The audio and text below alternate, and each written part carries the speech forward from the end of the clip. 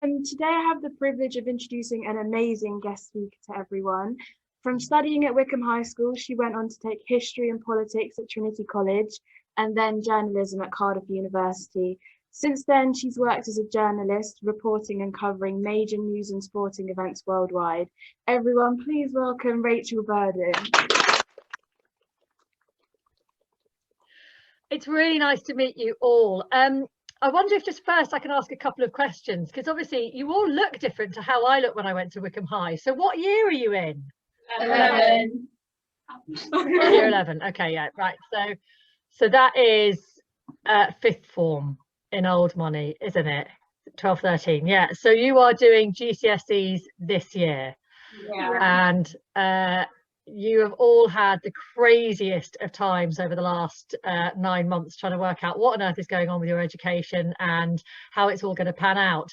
So the last thing you need is some chaotic and slightly disorganized person like me coming in and disrupting your timetable. So I apologize for that. So, I mean, do you want me to tell you a little bit about myself, or do you want to lead on questions? How would you like to do it? Can you tell us a bit about you? Okay, great. Right, so I was at Wycombe High from 1987 to 1993. I lived and grew up in Marlow, and at that stage, I don't know what it's like now, but taking the 12 plus as it was then was just compulsory. So it wasn't like a kind of thing that people chose to do or didn't choose to do. Everybody did it. It was standard. And I'd always wanted to go to Wycombe High because it was the best school in the area, and I like the idea of being with loads of girls because I grew up with loads of boys, and to be honest, I had enough of them at home. So off I went. I didn't know that many people when I got there, but I loved it, and I loved my whole time and experience there. And I became very close to, well, a couple of groups of friends actually, all of whom I'm still in touch with now. There's probably 8 in one group and about 7 in another, and over the years we've kind of gone off and done our own different things, but we still catch up at least once a year. We all get together and have a night or a weekend away. So that sort of demonstrates the strong bonds that you can make during your time at school that always seem to I don't know, outlive sometimes other friendships that you make as you go through your life. So anyway, as was mentioned there, I went from there off to university in Dublin, having taken a year out, and then decided to pursue journalism as a career. But it wasn't necessarily my only option. It was just, well, I've got to do something, and I loved radio. So what's a way of working in radio? Well, that's one way to get in. And I was fortunate enough to be able to get onto a journalism course and got my first job at BBC Radio Suffolk, a tiny little local radio station based in Ipswich over in East Anglia. And then from there, spent about a year going out, learning how to be a reporter, learning how to tell news stories. Then I moved to a bigger station at Radio Bristol, where I was doing pretty much the same thing, but on a bigger scale.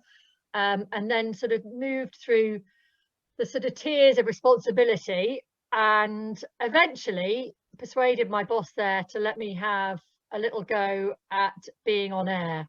Are you hearing me okay? Yeah. Keep going. Okay, great. Okay.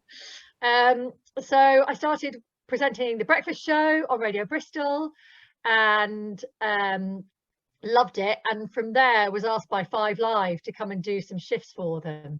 Now, 5 Live is probably a station none of you listen to, and that would be understandable. Maybe that your parents listen to it. It's all basically live news and sport. It's mostly news actually, and a lot of stuff around kind of ents and lifestyle stuff.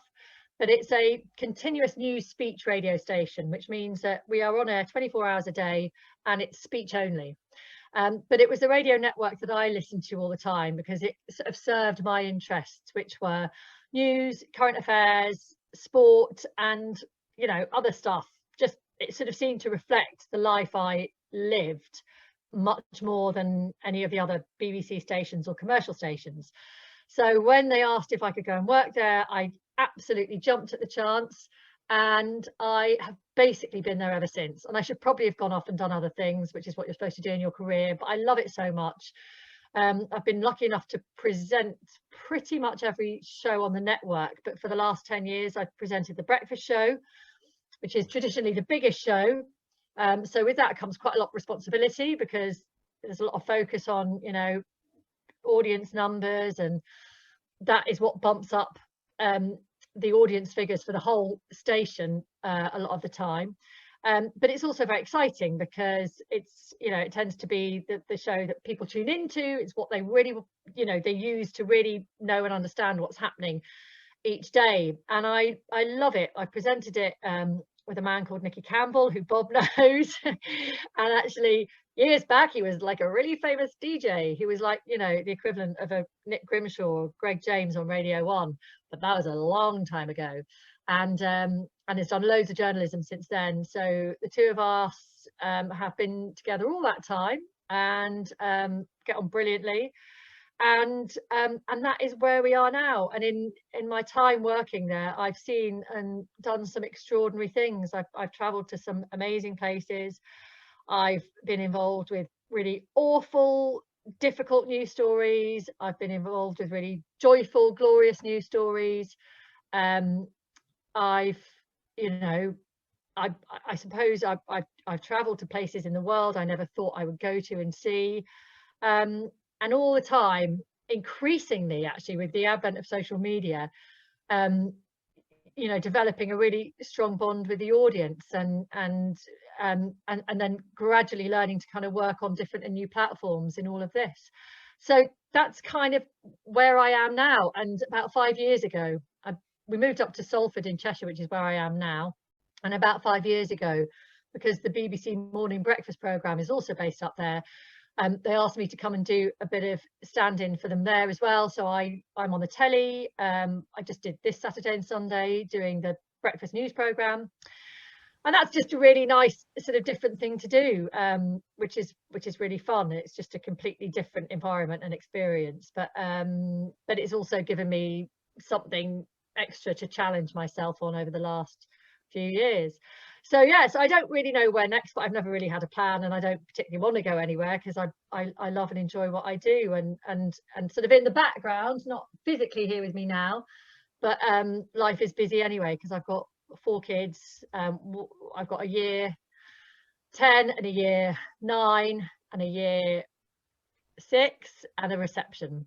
So it's busy enough actually just trying to manage all of them day to day, let alone do the day job. But fortunately my husband's around and about a bit, so we sort of, between the two of us, somehow bundle through the week from one Monday to Sunday.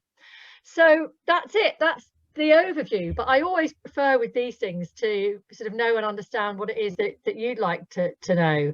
So I don't know how best you want to do this. It's always awkward when you say any questions and nobody wants to be the first to ask, but I can blather on and talk for ages, or I can just hand it over to you.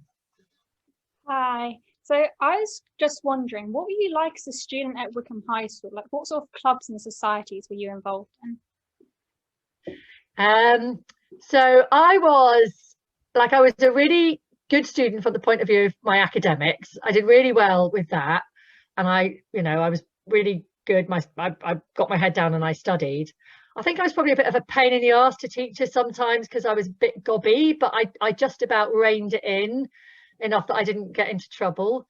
When I was in the sixth form, I mentioned this to Bob, I think, I was elected as what was called then the chair of the sixth form common room, but I was never made a prefect. So that might sort of tell you where I sat within the school hierarchy. They didn't think I was responsible enough to be a prefect, but I think my fellow students sort of recognised I would, I'd be happy to gob off about things that they wanted me to talk about to the head teacher, and I was confident to do that. And so they did sort of ultimately put me in a position of, well, it wasn't really power, but I had a bit of a platform there. And I tried to get Mrs. Pilkington, the head teacher at the time, to let us wear trousers, but I was unsuccessful. So I wasn't a very good campaigner, but I did, I tried to make a bit of noise. So yeah, I think I remember one of my teachers saying it used to drive her nuts because as part of our school uniform, you had to wear a jumper, and I always wore a cardigan over my jumper. And every day they would tell me to take my cardigan off, and every day I'd come in. So it's that kind of low level, just, deciding to do my own thing, but probably, I keep saying this to my 13-14-year-old son, you know, you don't have to be perfect in school, but you have to be clever enough to know how to get away with being slightly naughty. If you know what I mean, pushing the boundaries a little bit. I have, my daughter is quite like me. She's really well behaved in school. She's a pain at home, but she knows now she's got a really good relationship with her teachers, that she can probably get away with a bit more. So that's my behavior. And in terms of clubs and stuff, I did quite a lot of, I wasn't brilliant at sport, but I did like B team, C team stuff. And then I did quite a lot of athletics. So I competed in athletics for the school. And then I did a lot of drama. So we used to join up with the boys from John Hampden and do plays and stuff like that. So I did drama. I was involved in the choir and leading choirs, like with the kids in the younger years. So that would be it really, I suppose, drama and music and a bit of sport on the side. Thank you, that's really interesting. I'm Evie. You mentioned earlier that you travelled a few places. What was your favourite place to travel? Well, my scariest place to travel, because I'm not a war correspondent at all, and there are amazing female journalists who do incredible things. So the one kind of, but because it was scary, it was also really challenging and therefore quite exhilarating to be there, was when I went to Afghanistan. And we were embedded, which is, that's a term you use when you're just put with troops over there. So we were embedded with British troops at Camp Bastion for a week, but it required us to stay in Kabul for a couple of days before and a couple of days after. And that was very much the kind of danger point, because you knew when you were within the British camp, you were absolutely fine. You weren't at risk there at all. But it was in the city and traveling around the city where car bombs were still, you know, not completely uncommon.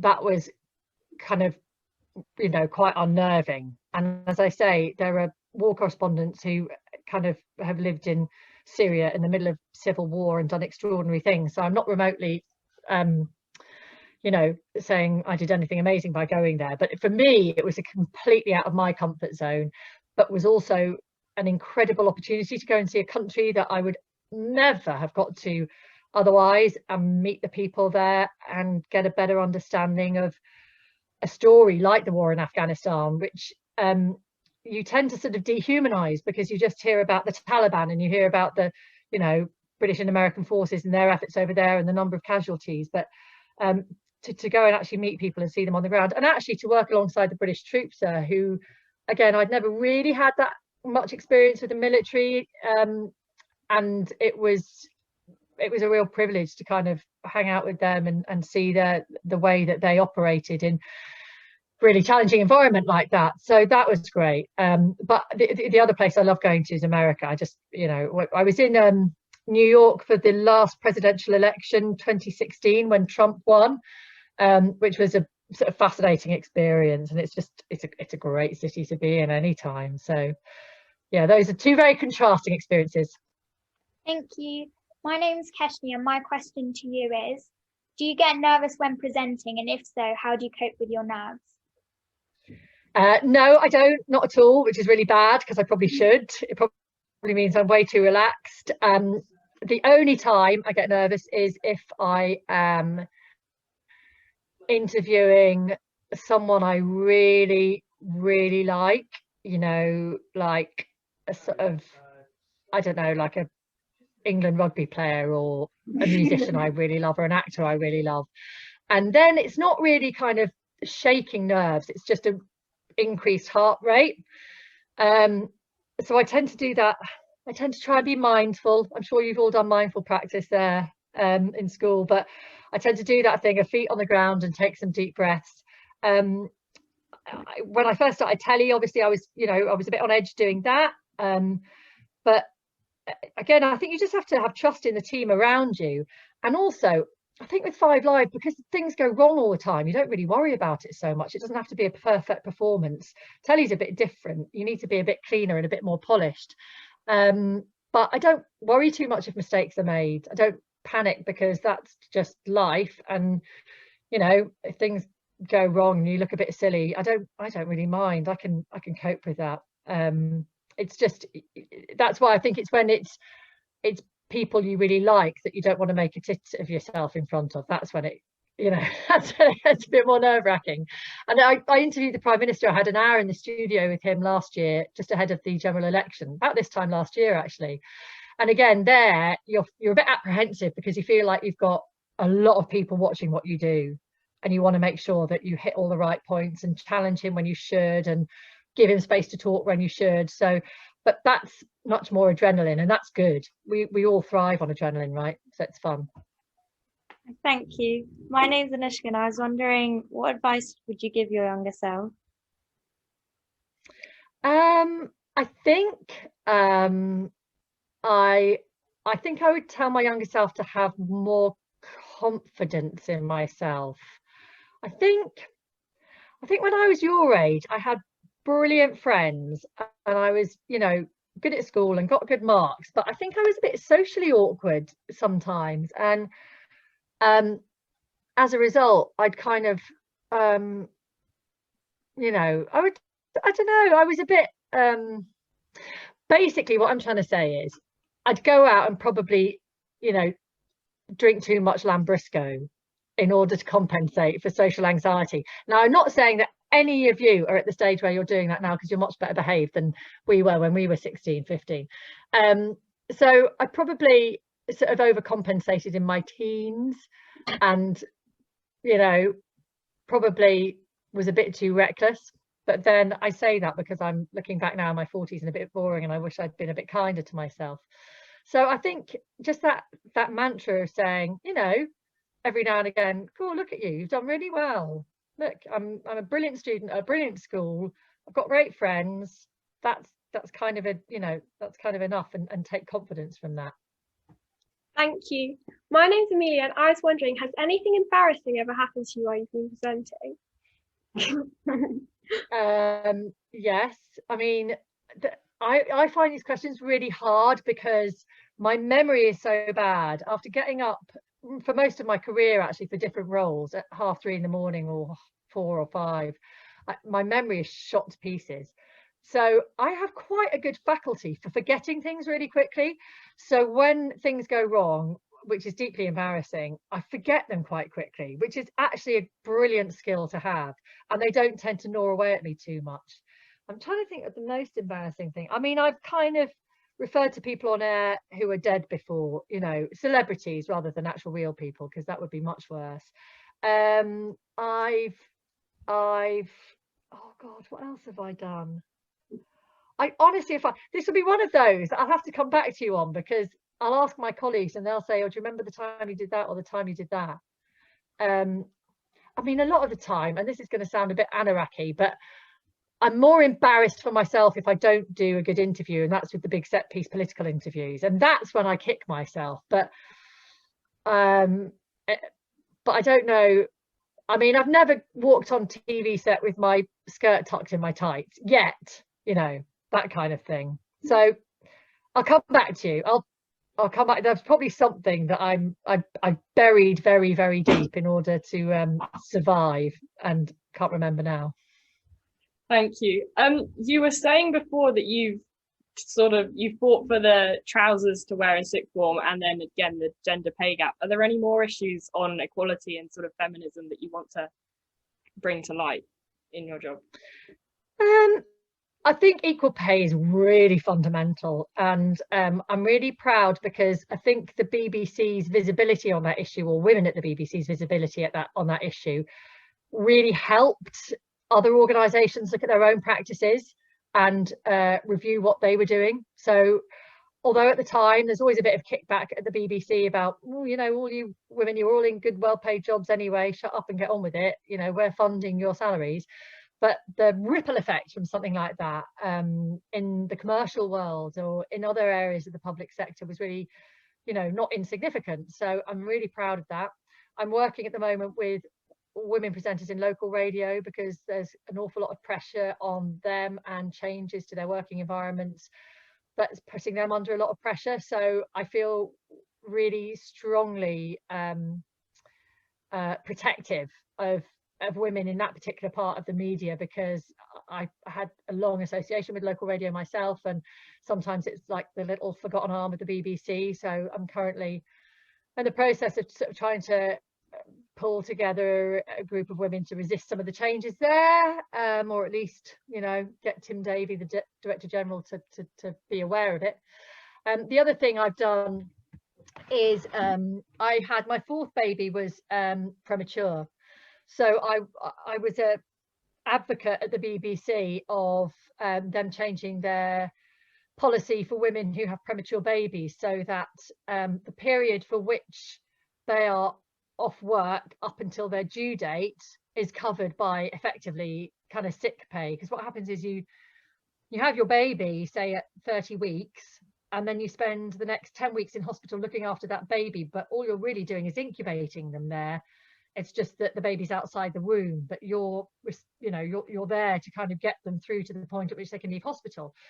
So if you spend 10 weeks doing that, that's like maybe a half or a quarter of your mat leave gone, when it's not really been, you know, what anyone would sort of actually describe as maternity leave, where you're having time to kind of settle and be at home with your baby and growing to kind of learn about each other and being with each other. So so that was a campaign group have been working really hard to get this changed, and I managed to get the BBC to change their policy, which I'm again really proud of, because it's already benefited women at the BBC who were worried about returning to work when their babies were still really, really young, because they've been born prematurely. So it's all about the sisterhood, ladies. It's all about supporting each other. And I think, you know, we did that as friends when we were at school, and we're finding we're still having to do it now as colleagues, as you know, we're in our working lives. But you can, you know,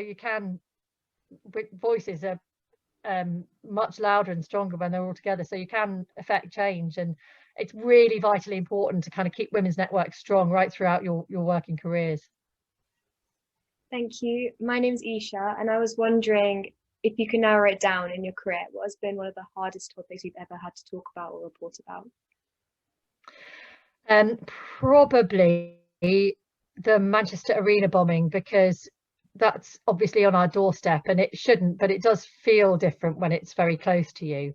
And I knew people who were at the concert, I knew people who were very close to the blast, and actually were really, really lucky to survive it. And when it's young people, when it's people like your kids' age, people who your children go to school with, who lose their lives, it is gut-wrenching. And I was called, I was in bed, and I was called at 1 a.m. after it happened, and told, you know, there's been this thing and we don't really know the details yet, but can you get into work straight away? And your stomach is just in knots, you know, turning over, because you're not quite sure what you're going to discover as well. So you know, I was in Paris in the aftermath of the terror attacks there, and that was the Bataclan, you know, remember, at the concert hall, and that was awful as well, because again, it's so many young people involved. But something about Manchester, because it was so close to home, really left its mark, and I think that's true of everyone who was there at the time reporting on it. Thank you. My name's Aisling, and I was wondering if there's a specific reason why you chose to work for the BBC and not another radio or journalism company. My dad worked for the BBC, so although he didn't help me get my job in any way, he did kind of help me in the sense that I grew up around listening to and consuming news, and that was mostly via the BBC. So I suppose it's sort of in my DNA in that sense. I grew up listening to BBC Radio. I used to watch him. He presented a business program, so I used to watch him in the morning. So it's weird, having grown up watching him on breakfast telly, to then be doing it myself now. So I suppose, you know, it was always there in the background of my life. And then he left the BBC just before I started working for them. So there was quite a nice symmetry. You know, he didn't quite pass the baton straight away over to me, but he you know, I think he was quite pleased to see someone else in the family work there. But for me, it was all about radio. And if you want to work in radio news, you don't or at the time, to be fair, there weren't really many commercial options when I joined the BBC. Now it's different. Now you've got LBC, Times Radio, Talk Radio. LBC was around back then, but it was a different beast. It's a much bigger, stronger broadcasting network. So so I suppose there weren't many options if you wanted to work in news and in radio. Also, local radio is a brilliant way to start out in journalism, because you really learn the ropes there. You get an opportunity to learn the basics of journalism in a way that perhaps you don't if you're thrown into a big news machine in London, which is it's just about getting out and talking to people and, you know, learning and developing your own little patch and all of that. So again, for that reason, BBC local radio, there is no equivalent in the commercial sector. And I like what the BBC stands for most of the time, you know, which is this kind of gold standard, or is supposed to be gold standard in impartiality, and you know, really, really sort of high ethical standards when it comes to things like journalism. Now we can pick that all apart on another occasion, because the BBC gets a lot of stick for this, that and the other, but I think on the whole it still does a really, really good job in its news of trying to kind of make sure that it gives you all the information you need to know about complicated news stories in as fair and impartial and balanced a way as possible. So yeah, so I'm still really proud to work for the BBC, even though, you know, sometimes it's a bit frustrating. Hi, I'm Charlize, and we don't have any more questions now. We just wanted to say a massive thank you for coming to speak to us today.